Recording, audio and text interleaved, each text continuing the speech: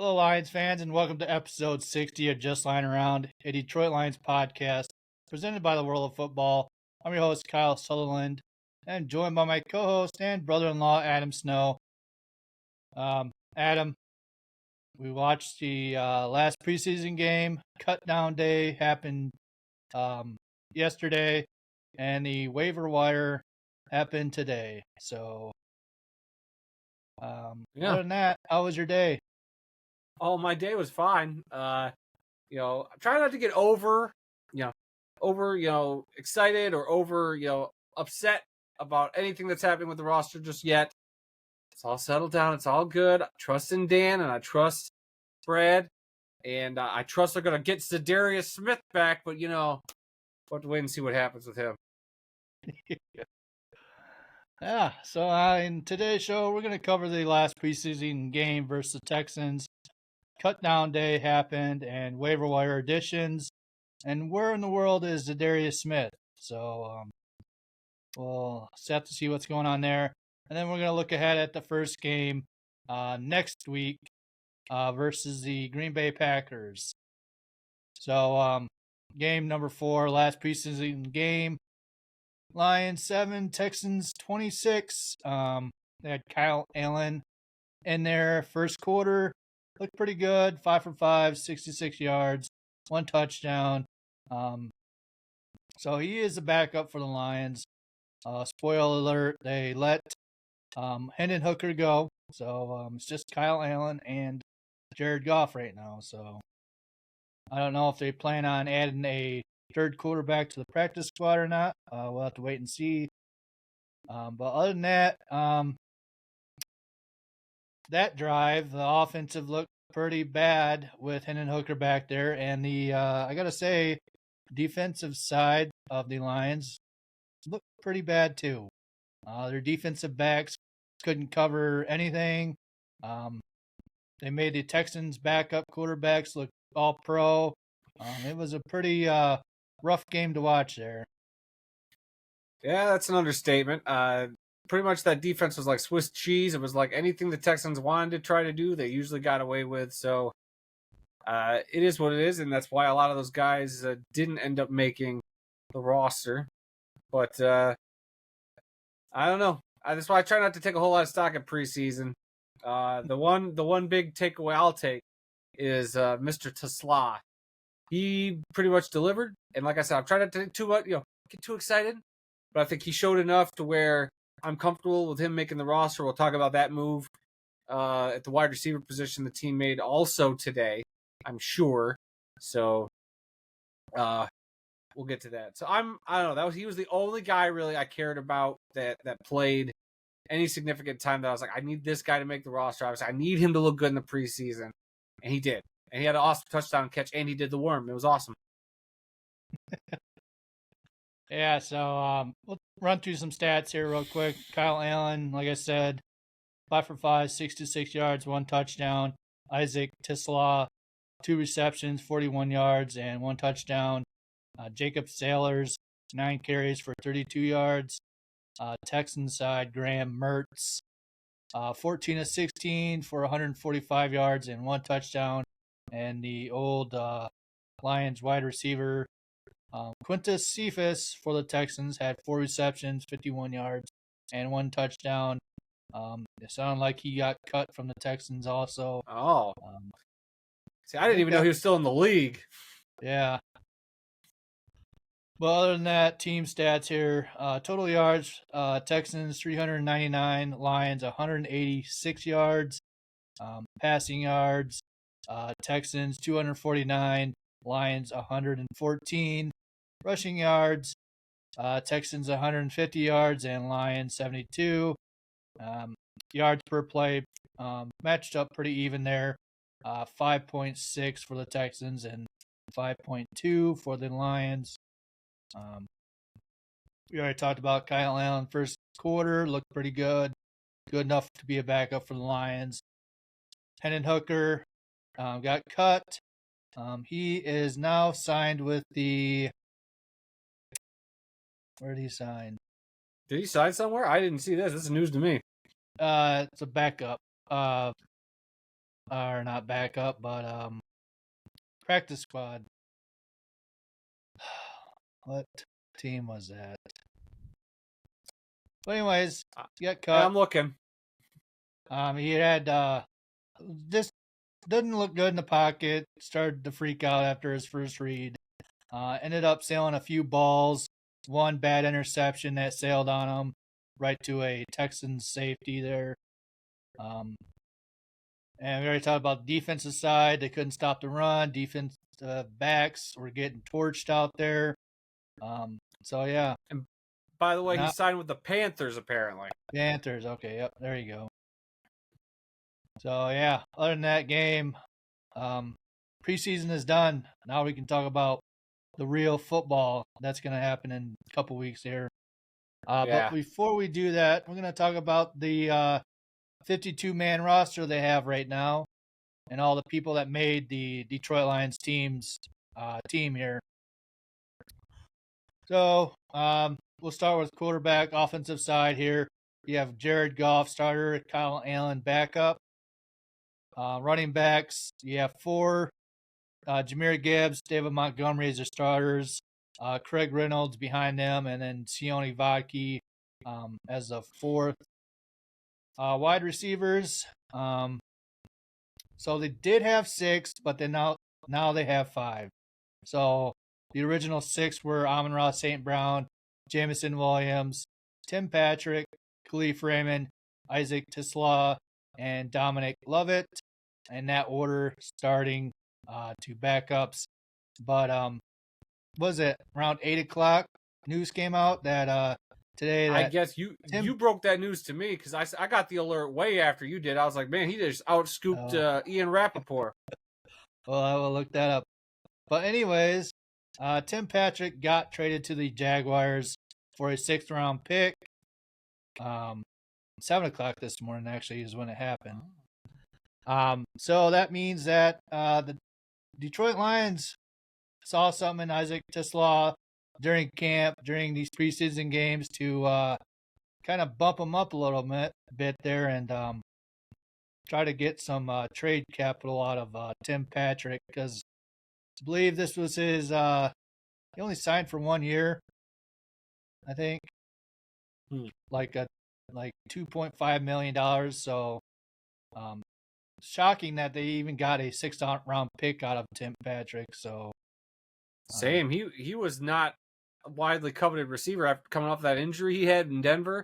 You know, I thought he looked great with Detroit. He was a very good clutch play, like a guy that he only caught like 30 passes or something for like 300 yards. Had a few touchdowns, but I mean, he seemed to be when you needed it to go to him. He never disappointed. I can only remember like 1 or 2 times I was like, should have caught that one. But the rest of the time, he was pretty much money. He was a very dependable receiver. So, yeah, we'll have to see if they're going to split reps with Khalif Raymond and Isaac Tisla there for the number 3 wide receiver. Well, I'm sure Tisla will get a lot of the 3 work, and I'm sure Khalif Raymond's going to be more, you know, not gadget plays, but he'll come in every now and then, but he's going to be your kick returner, I would assume. Well, I don't know. They might have they've been trying out the linebacker Grant Stewart at kick return. So, and we'll have to see on that one. Yeah. Because Khalif Raymond's getting pretty old out. So I don't know if you want him to do kick returns, play wide receiver, and all that stuff. I think they might try and get someone else in there. Maybe. We'll have to wait and see what the plan is.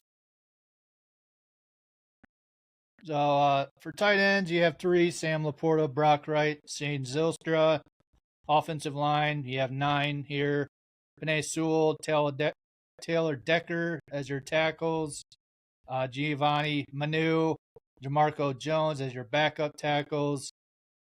Then you got Graham Glasgow currently right now as your center with Kingsley Eguiguan as your backup center. And then for your guards, you have Christian Mahogany and Tate Ratledge.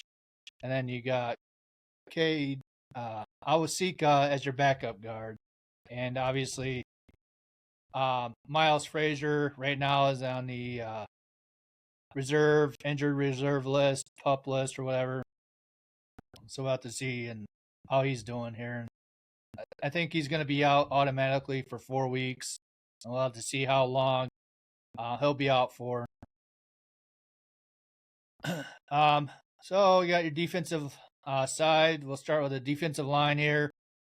Aiden Hutchinson, Marcus Davenport, Mohammed as your edge players. They did add a few other people through waiver wire today.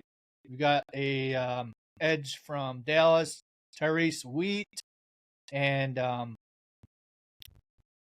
what else? For your other edge players, so you got 4 right now. The other person is Josh Pascal. He's on the NFI. I don't know. Sounds like he was supposed to come back in a couple weeks, but Dan Campbell came out and said that it's probably going to be a little bit longer.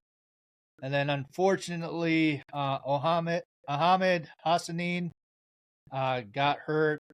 He didn't tear his pec, but he hurt it. So they did do a injury settlement and waived him.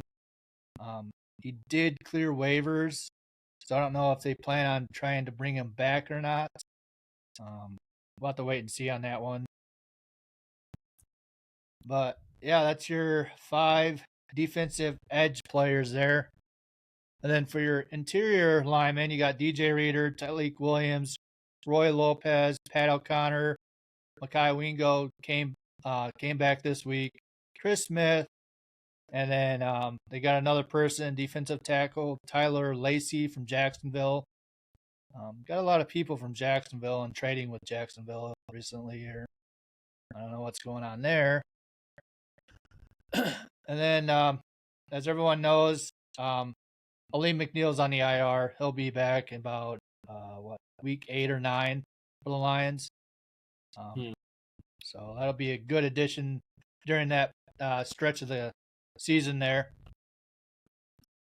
Linebackers, we got Alex Anzalone, Jack Campbell, Derek Barnes, Grant Stewart, Trevor Nowaski, and Zach Cunningham. And on the IR also is Malcolm Rodriguez.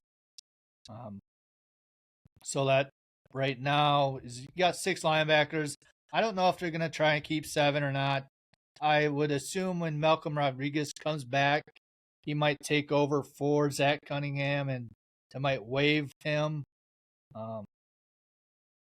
That would be my guess. I don't think they're going to try and keep 7. I don't know if that's a practice squad situation. I have to wait and see what happens. Yeah. Defensive backs, they have 9. So that's cornerbacks and safeties total here. You got Terrion Arnold, DJ Reed as your cornerbacks. Amik Robertson's going to play in the slot back there. Cleo Dorsey is your backup cornerback. And they got a few Swiss Army knives back here. Avante Maddox and Rock Yassin are your backups. They can both, I believe, can play cornerbacks and safety position. And then you have Brian Branch and Kirby Joseph as your safeties. Excuse me. Starting safeties. And they added someone else from Jacksonville.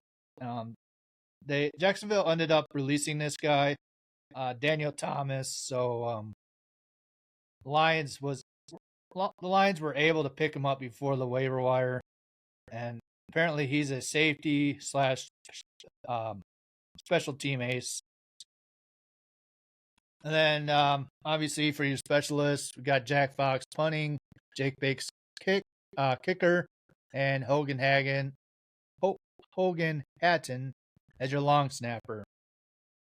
So currently, yeah, that's your updated 52-man roster. They still have one person they can fill. We'll jump into that right now. Everyone out there is saying, when are we going to sign Zadarius Smith? What's Brad Holm doing with Zadarius Smith? What's going on? Yeah, it's pretty dead silent out there right now. No one really knows what Brad Holmes is doing. If they're waiting on Zadarius Smith or if Zadarius Smith's waiting on Brad Holmes. if they can or cannot reach an agreement with a contract.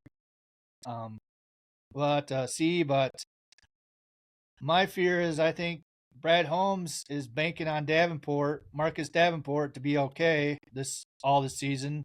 And you got to remember, Davenport only played 6 games in the last 2 seasons. So, yeah, I'm really worried. I hope Brad Holmes doesn't bank on Davenport being healthy all season. Yeah, I mean, get a deal done, Brad, please. Zadarius Smith, make it happen. And then I want to say real quick, you missed one guy who's on injured reserve for the corners, and that's Harold Rakestraw. That was one of the names you missed. Oh, yeah. Well, he's done for the season. He is not going to be back. Okay. I just want to throw that out there. I forgot about that. It was a year-long thing, but I had the list of names. There's a couple guys already done for the season. You got Rakestraw and Levi Onzarike. Yeah. So they both are done for the season. They can't play. Word. So yeah, couple updates. They did start filling out their practice squad. So a few people that they ended up cutting off the roster, they ended up clearing waivers, and the Lions decided to re-sign them to the practice squad. A lot of these people they cut, they do like pull them into the office and say, "Hey, we're gonna cut you, but we want you back on the practice squad." So some of these guys I talk about here, they're veterans, so they already done like 4 years in the league.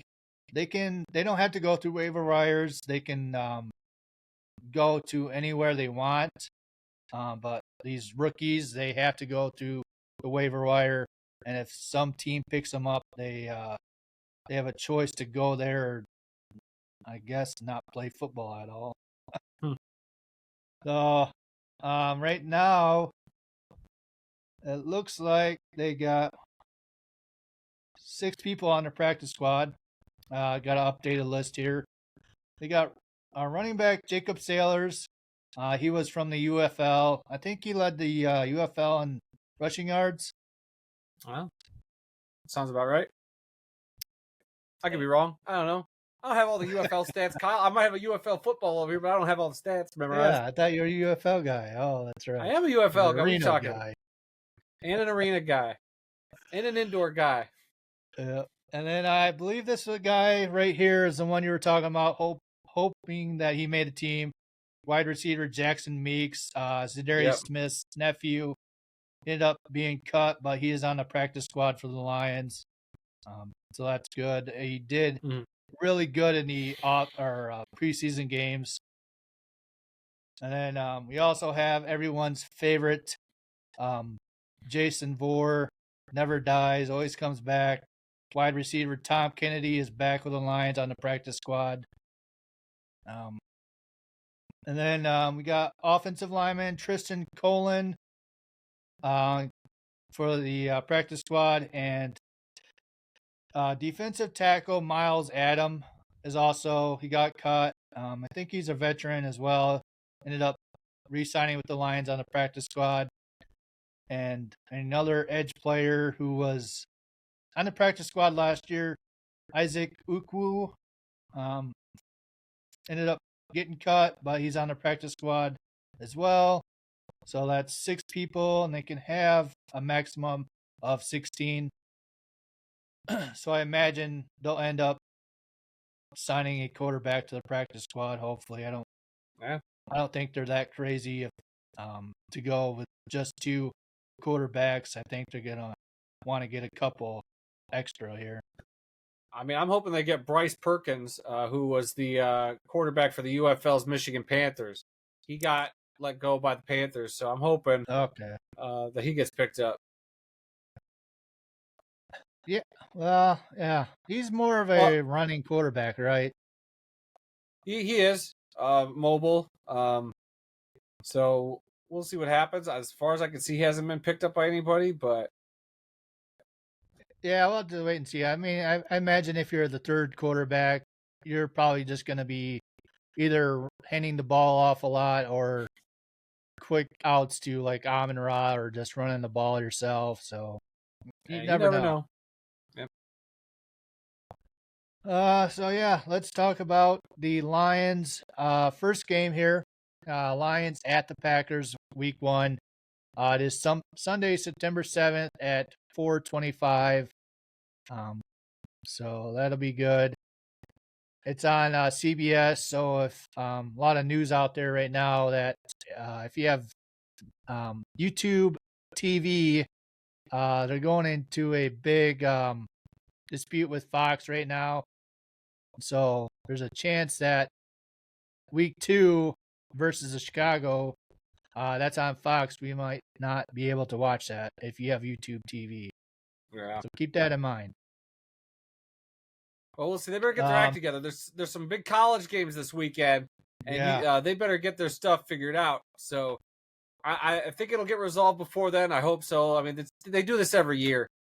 They might miss 1 week. I think if they miss the 1 week of college football, people are going to complain, and it'll all get settled before the NFL gets in. So we'll see what happens. And I'm upset. Yeah, I forgot the Green Bay's the first game. I kept thinking Chicago for some reason. That's why I got the Bears helmet up there. I know I messed up. I done messed up. Yeah, well, preseason's over. Let's pick up the game here. Come on. Yeah, I know. Hey, real podcast start with the next episode, Kyle.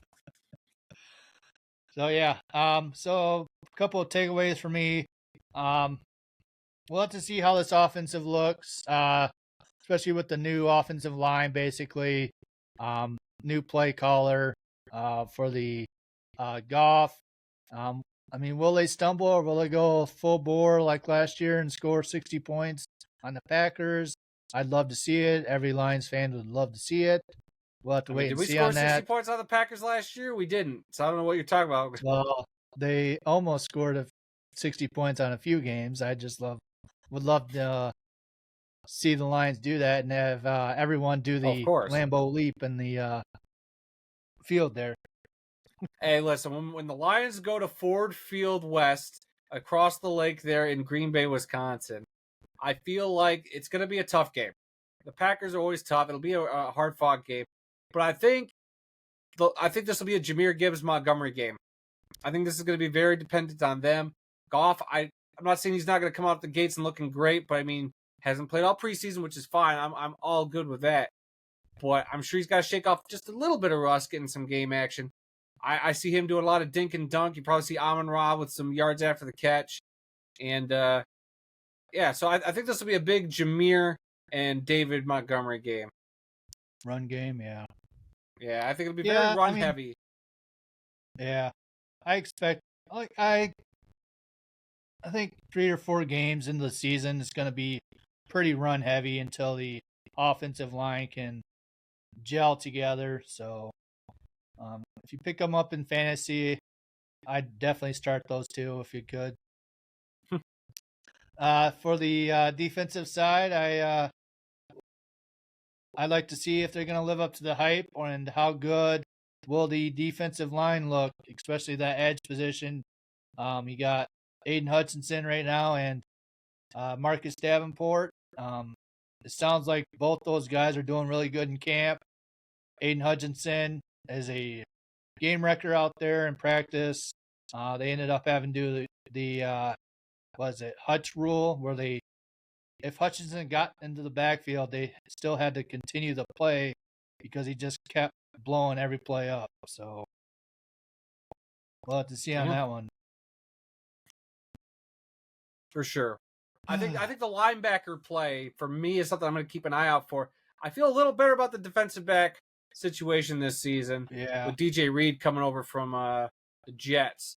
So my big question mark is, can we get some good linebacker play? I still trust Anzalone out there. I'd be curious to see if one of those other guys, see Jack Campbell keep getting better, and then Derek Barnes, having him back will be great. And if Grant Stewart, you'll see what he does. Can he get in there in some of these games and be one of those good rotational pieces that just has a nose for the football. So very excited about that. Yeah, what to see with Grant Stewart. Like, I don't see them really rotating Alex Anzalone or Jack Campbell out. So if he can play the Derek Barnes position and those two kind of rotate, because Derek Barnes is coming off an injury. So I don't know if they want to kind of start him off slowly and have him rotate with a few of the other linebackers. But yeah, we'll have to see on Grant Stewart there because he is a heat-seeking missile, I would say, trying to go for the ball there. Right on. And do we want to make a prediction for the game? I don't know. How It's about week this? one. I don't know how this offense is going to look. I know. Hey, that's true. I'm putting you on the spot, though. Give me a final score. I'll go first. I'll give you a little time to marinate and think about it. So, final score. I'm going to take Detroit winning this game. And we're making a contest, Kyle. Maybe it's something we could do all season long. I'm going to take the Detroit Lions 24-17 over the Green Bay Packers in Lambeau. It'll be a lower scoring game, but I think Detroit comes out on top.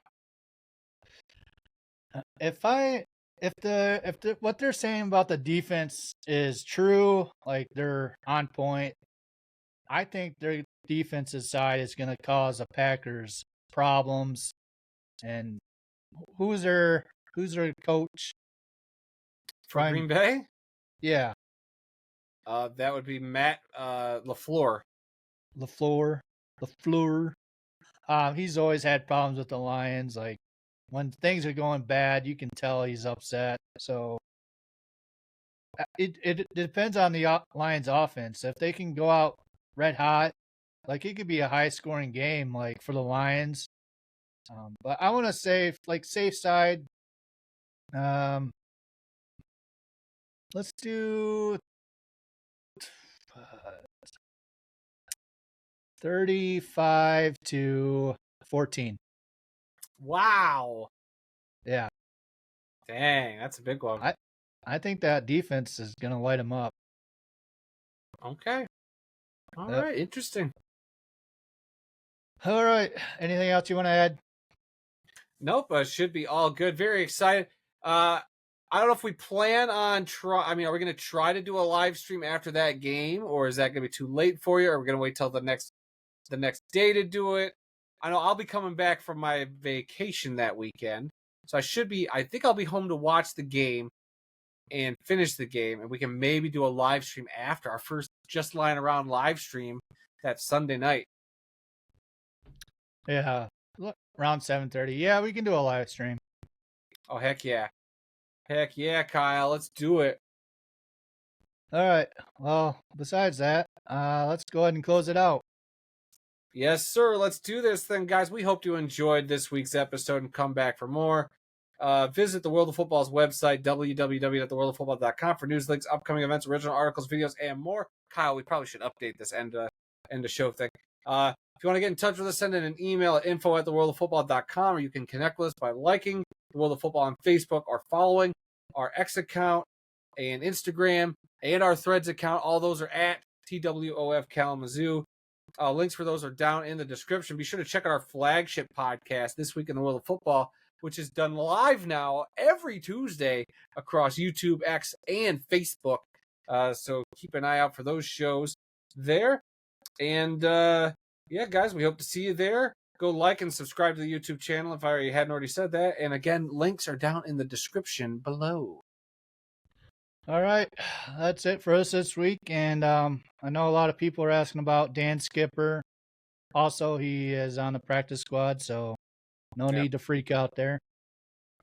But other than that, yeah, look for us September 7th after the Lions game. I guess we're going to do a live show here. So yeah, your first live show. Yeah, but we'll see how it goes.